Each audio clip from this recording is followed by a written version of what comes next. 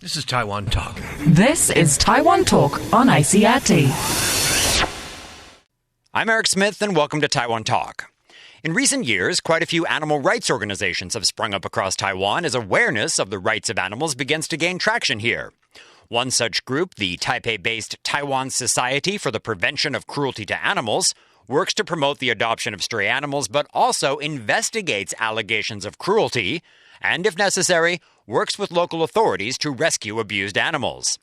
I recently sat down with the SPCA's co-founder Beki Hunt, who explained her group's mission. The SPCA focuses on investigations, cruelty investigations, education, public awareness campaigns, and then we do rescues and adoptions and fostering as well.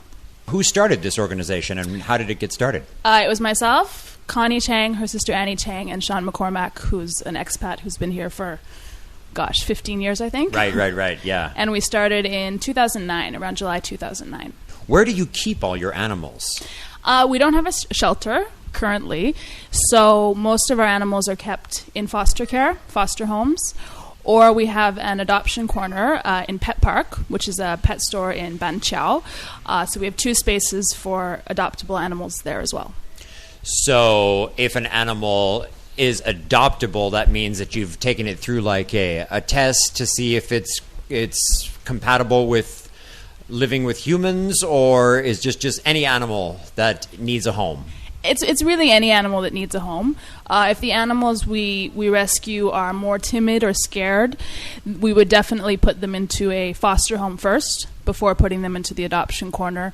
But if they're really friendly off the bat, we put them directly into the adoption corner. It must be difficult in general, just trying to make a dent in this problem in Taiwan. I think there's a lot of great animal rescue charities in Taipei all around Taiwan. Kind of we're all pushing for the same common goal, which is to promote adoption and have, dogs from shelters or off the streets. Taiwan seems to me to be a strange mixture, because on the one hand you have people who are completely devoted to their animals and will spend large amounts of money on their pets and love their animals to death, just like any other country in the world. And then on the other hand, you have a city like Taipei, which is a world-class city with stray dogs roaming the streets, even in some of the ritzier areas.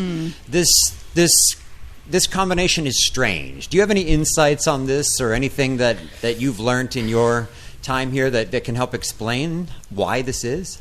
Well, I think, like you said, it's a big extreme. You have the people who treat their pets like their babies, right, and go really overboard. Substitute kids could be, and then the others that kind of treat their pets possibly not really so much like a member of the family, but just a thing that they have maybe outside of their house, watching their house.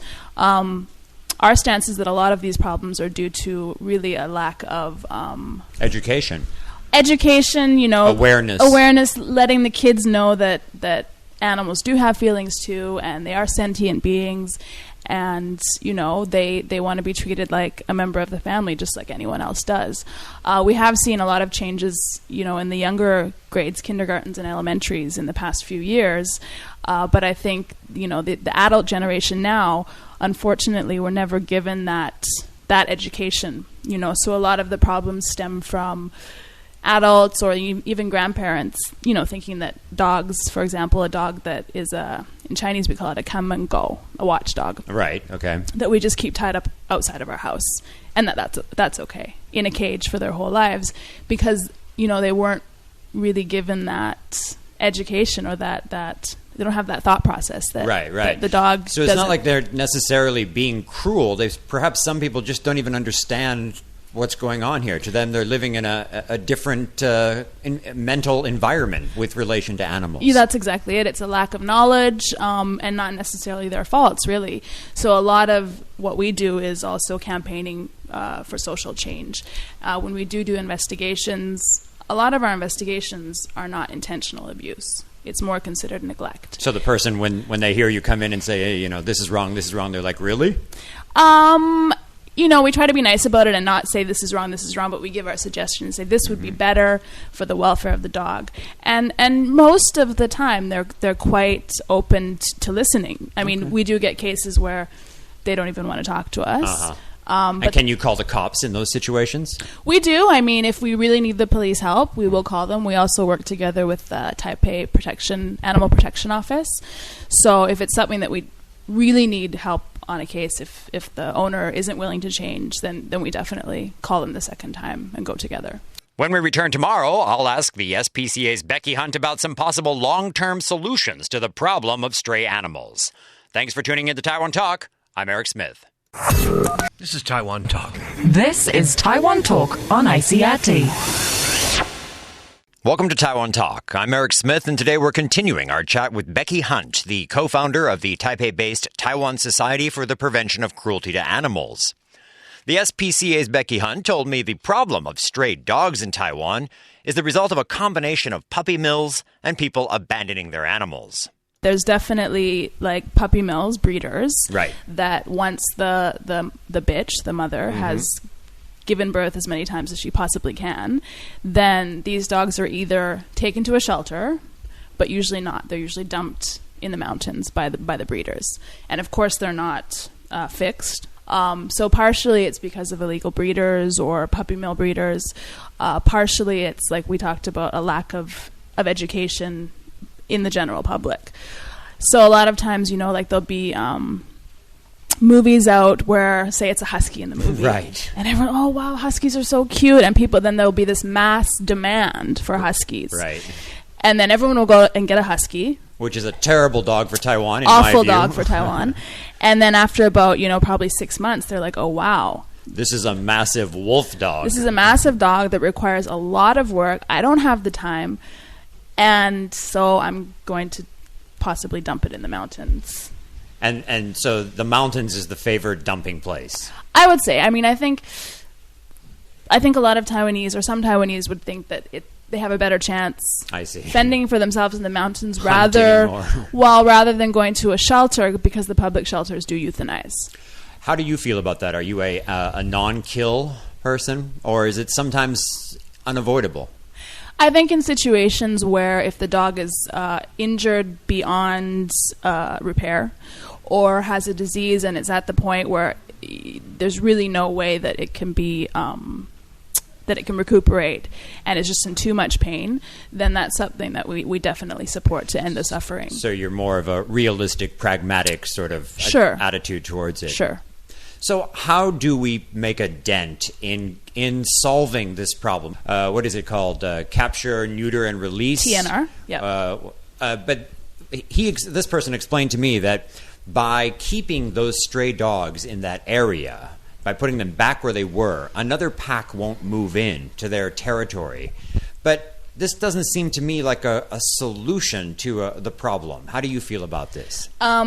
He's right. I mean, when you have a certain amount of dogs that are neutered in a certain area, so they're guarding their area, which means that other dogs won't come into that area, which is true. We definitely think that TNR is part of the solution. And what does that stand for again? Trap, neuter, release. Trap, neuter, Some people release. call it CNR, catch, neuter, release. Okay. Trap, it's really essentially the same thing. Right. We think it's part of the solution currently, because there are so many strays that aren't neutered, and if they're not neutered, they're going to keep reproducing. Right. That's a definite. But it's not the only solution. Educational reform, teaching the kids, not only the kids, their parents, even the grandparents. Regulating the puppy mills. Yep, and the laws too. Regulating the laws, regulating the puppy mills, making fines for illegally, abandoning your dog higher. Things like that. So it's education, it's reforms in the law, and it's also, TNR would definitely help in the short term. Can you make a little pitch for why I should adopt an animal? Well, I mean, aside from the obvious that you're saving a life. Okay. I think that animals that are, especially, a lot of animals that are being adopted out that are in shelters are often mixed breeds. Okay. And they say that mixed breeds, have less genetic health problems. Interesting. Because when you're getting pure breeds and a lot of inbreeding within, brothers, mothers, fathers, things like that, Very incestuous. Right. You find that as the puppies get older, they'll have a lot of genetic problems, a lot of health problems. That's right. So in the end, really, the owners will be paying more money for the vet bills. Should someone be interested in adopting an animal, what website should they visit? They should visit our website, which is www.spca.org.tw. And if someone is interested in making a donation, that would be the same place to do it. Same website. You'll find all our info about our current campaigns, our education programs. You can look on our website for our investigation journal. So all the investigations we go on, you can see where we go, what the English outcome. and Chinese? English and Chinese. Our whole website is bilingual. You can also see pictures of our dogs, event pictures, how you can help, if you want to donate, if you want to volunteer. It's all on the website. Save the doggies. Save the doggies, save the cats, save the rabbits.